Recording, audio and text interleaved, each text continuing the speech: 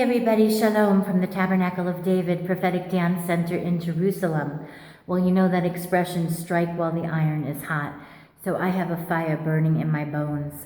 I really believe that our intolerance to listen to people's struggles, emotional struggles, is because not that we do it consciously, but I think subconsciously, it's because we don't want to feel our pain.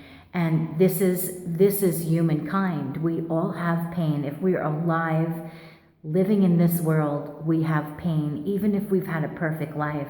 And we've got to find the balance between letting the Spirit of the living God lead us in our lives, and still our heart houses our emotions, and acknowledging those emotions. I just want to say to you, friend, whatever you're struggling with, it's okay. In other words, it's easier for us to love and accept ourselves when we feel good. But what about when we feel bad? I know that I have really struggled with that. Can I still love myself when I feel bad? Is it okay for me to have my emotions up, downs, and sideways? Yes, it is. As long as it doesn't make me a basket case. But you know what? Even if I have moments like that, it's still okay. Because it's very important that I don't reject myself. Because life is not all, on one even keel. We know that. If we're alive, we know that. Our lives are like waves, up and down and all around. This is the human heart. We can't let it run our lives, but we surely need to acknowledge our lives. And I'm a lover, and I know that I was made to love God and love His people. And I know that that's what we were all made for.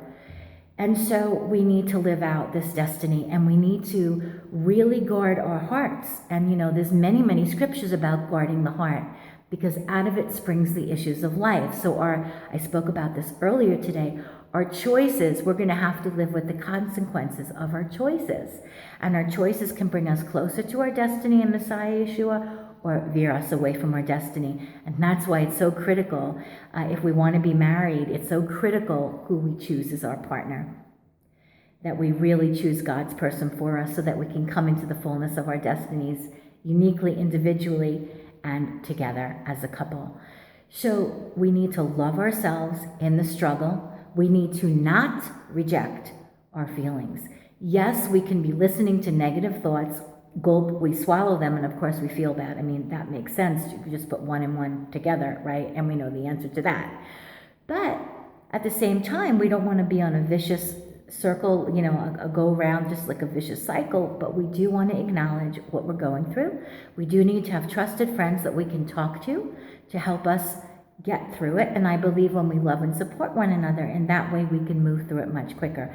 I want to encourage you today, don't reject yourself or your heart, and don't let the world tell you that you shouldn't be feeling what you're feeling. God made you, God made your heart, and He even made the struggle, because you've heard the expression glory to glory. So when we can get through the struggle with God, when we really go through the process of the struggle, we've really matured through the struggle, and we're not the same as we were before the struggle.